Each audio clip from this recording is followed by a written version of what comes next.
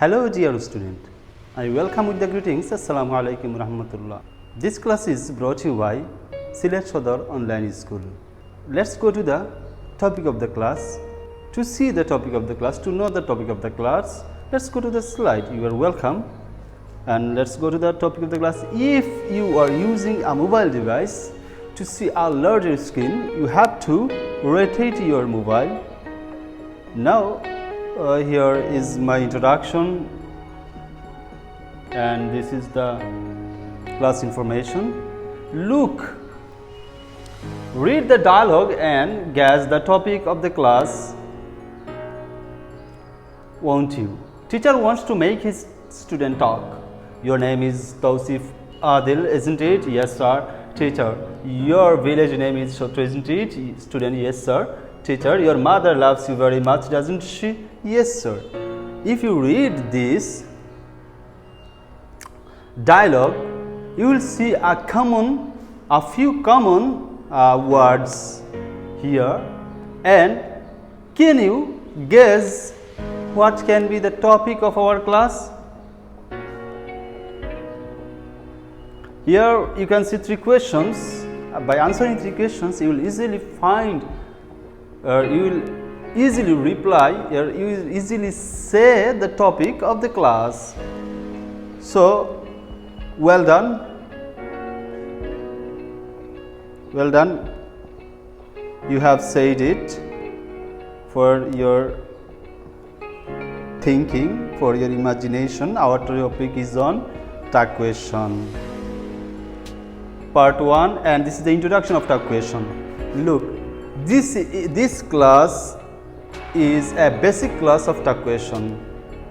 Okay, we will discuss a few rules or few things on it that we have to know before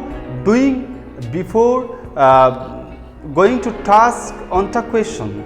And this is the basic things we are going to discuss. After studies this lesson, student will be able to define tag question, get an idea of making tag questions, use contractions of the words. What? Look, what is tag question? A question tag is a question added at the end of a sentence. Speakers use question tags chiefly to make sure their information is correct to seek argument. I think you have easily understood. আমি আশা করি তোমরা easily বুঝতে পেরেছো আসলে কি tag কোশ্চেনটা হচ্ছে এমন একটা কোশ্চেন যেটা একটা বাক্যের শেষে, একটা স্টেটমেন্টের শেষে কিছু শব্দ জুড়ে দেওয়া হয় এবং সেগুলো হচ্ছে প্রশ্নবোধক, তারপরে আমরা প্রশ্নবোধক চিহ্ন দেই এবং সেটাই হচ্ছে ট্যাগ কোয়েশ্চন। এবং সেটা কেন দেওয়া হয়? সেটা দেওয়া হচ্ছে ওই যার কাছে আমরা প্রশ্নটা করি তার মতামতটা জানতে চাই, অথবা তার কাছে কোনো অতিরিক্ত তথ্য জানতে চাই, অথবা যে জিনিসটা আমি জানি তার সম্মতি পাওয়ার জন্য সেটা বলতে পারি, অথবা কোনো যারা আমাদের সামনে দর্শক আছে তাদেরকে সজাগ রাখার জন্য বা তাদেরকে অ্যাট্রাক্ট করার জন্য আমরা এই ধরনের প্রশ্নগুলো দেই। তো let's go, they are mainly used in speech when we want to confirm that something is true not or encourage a reply from the person we are speaking to, যেটা আমি বলেছিলাম বাংলা এতক্ষণ। We use tags in spoken English but not in formal written English. They are not really questions but are a way of asking the other person to make comment on, and so keep the conversation open. Question tags are the short question that we put on the end of a sentence, particularly in spoken English. The subject of tag question is pronoun of the statement sentence. আমরা যে tag কোয়েশনের যে সাবজেক্টটা দেই সেটা সব সময় pronoun হবে। Special notes, there are lots of different question tags but the rules are not different to learn. অনেকগুলা কি আছে রুলস আছে, বাট এগুলো খুব সহজ, ছোটো ছোটো ক্ষেত্রে আমাদের সেগুলা শিখে নিতে হবে, মনে রাখতে হবে, মুখস্থ করার কোনো বিষয় না, এগুলো হচ্ছে প্র্যাকটিসের বিষয়। আমরা যদি প্র্যাকটিস করি আর অবশ্যই পারবো। But remember, this is the first class এবং this is the introductory class. আমি ট্যাগ কোয়েশনের কয়েকটা সিস্টেমটা বা ট্যাগ কোয়েশনের যে বেসিক যে ধারণা সেটা দিতে যাচ্ছি। Tag questions are also called answer presuming questions or confirmation question because we ask them when we think presume that we know the answer. We want someone else to tell us if we are right or wrong to confirm whether the answer that we think is correct is really correct. যেটা আমি বাংলা প্রথমে বলেছিলাম সেটাই হচ্ছে এটা। Notice that the tags have be or an auxiliary verb. If the statement doesn't have be, is, am, is, or was, were, or an auxiliary verb have a z, or model auxiliary can, may, will, use, do, does, or did. That means if we do not find any auxiliary or model auxiliary verb in the sentence, we use do, did, or does. Notice that tags for the affirmative statements are negative. Affirmative sentences ক্ষেত্রে tag question টা হবে negative এবং negative sentences ক্ষেত্রে tag question টা হবে affirmative. The statements and the tags are always separately by a comma. This is your car, isn't it? এখানে যে কথাটা বলা হয়েছে সেটা হচ্ছে যে এটা হচ্ছে টাগ কোয়েশন আর এটা হচ্ছে দিস ইজ ইয়োর কার, এইখানে ক্ষমা থাকবে, ক্ষমা দেয়া হয়, ঠিক আছে, এখানে কমা দেয়া হয় এবং টাগ কোয়েশন শেষে আমরা কি করি, প্রশ্নবোধক চিহ্ন দেই, প্রশ্নবোধক চিহ্ন দেই। If the question tag is a real question, we are raising intonation, our tone of voice rises. If we already know the answer, we use falling intonation, our tone of voice falls. This is your car, isn't it? Your voice goes down when you say, isn't it? This is your car, isn't it? He is from Chile, isn't he? Your voice goes up when you say, isn't he?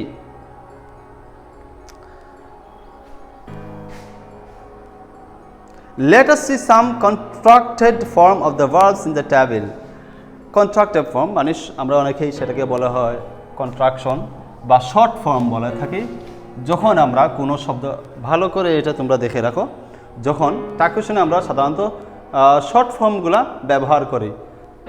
যেমন ধরো doesn't শব্দটা হবে doesn't, এই যে এইভাবে তোমরা স্ক্রিনে দেখতে পাচ্ছ, আমি আর বিস্তারিত বলার প্রয়োজন নাই। ডু নট, এটা ডোন্ট, উচ্চারণটা হবে don't. Didn't, did not, didn't. Am not, ain't অথবা আর্নট।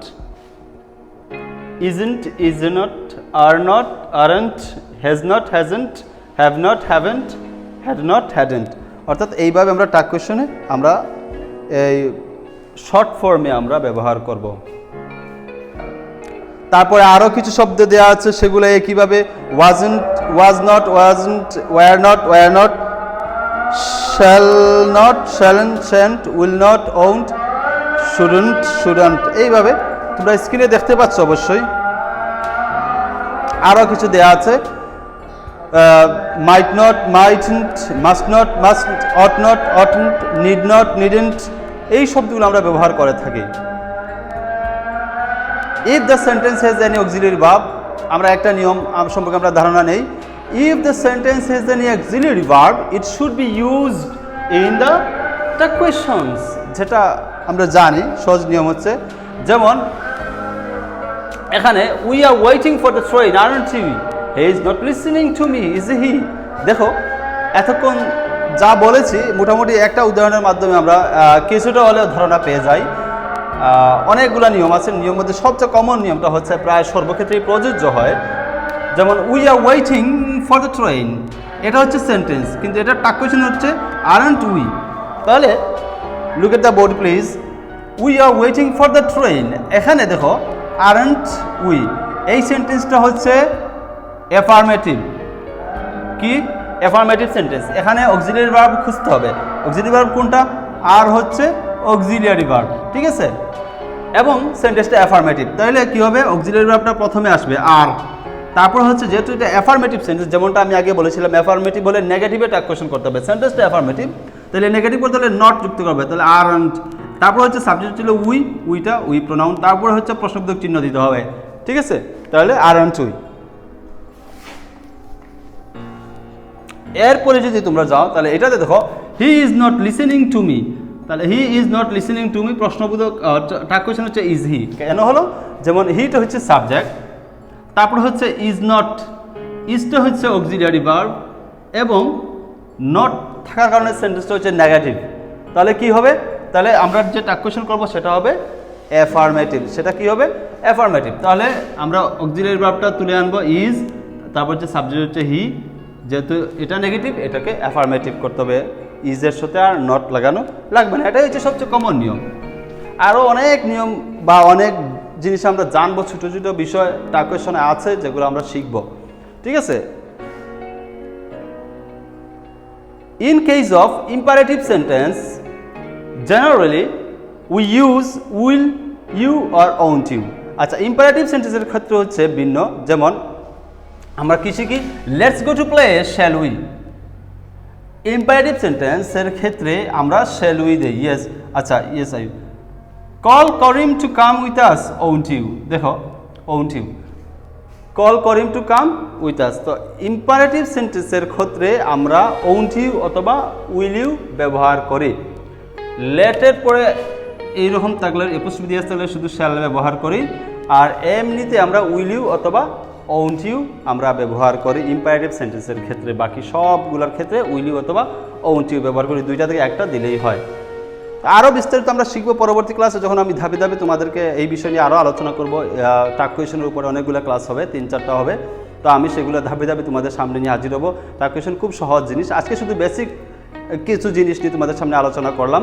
তো বেসিক জিনিস আমার মনে হয়েছিল যে বেসিক কিছু ধারণা দেওয়া দরকার, তোমাদেরকে সেজন্য দিয়ে দিলাম। তোমাদের কোনো প্রশ্ন থাকলে তোমরা আমাকে করতে পারো, তোমাদের কোয়েরি আছে কিনা থাকলে তোমরা অবশ্যই আমাকে কমেন্টে জানিয়ে দিবে, অথবা আমার শুরুতেই আমার নাম্বার দেখেছো প্রথম স্লাইডে, যেখানে এখানে হোয়াটসঅ্যাপ নাম্বার, এটা হোয়াটসঅ্যাপে তোমরা আমাকে কোনো প্রশ্ন করতে পারো, অথবা ইমেইলও দেওয়া আছে, ইমেইলেও প্রশ্ন করতে পারো বিষয়ের উপর।